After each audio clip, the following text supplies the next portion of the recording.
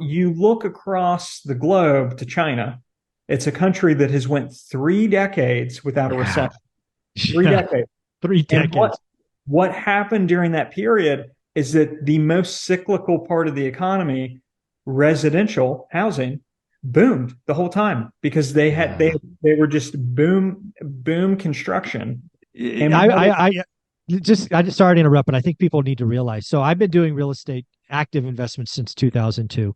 In the US, we had kind of this real estate never goes down mindset from like oh 04, oh 05, oh 06, and then obviously it blew up because real estate can go down.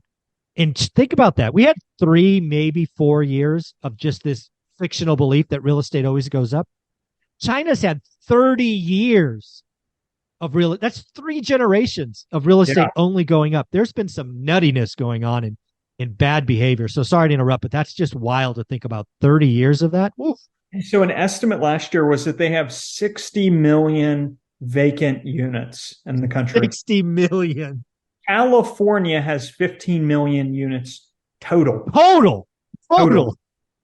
So, and they have entire cities that are empty. Yeah, they do. I've been So, there. I've been there. and so they are in a place where Resi can no longer be an economic engine. Resi is overbuilt and prices are crashing in some areas.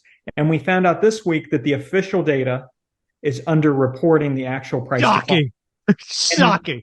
and one thing about price declines, not price declines like we had last year, where you're kind of blowing off just a few months in Austin of Right. growth, things like that.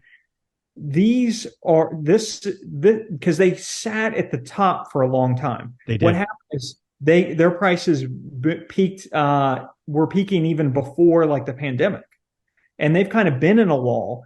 And it's like that they were sitting there and distress was kind of building, and now they're moving down.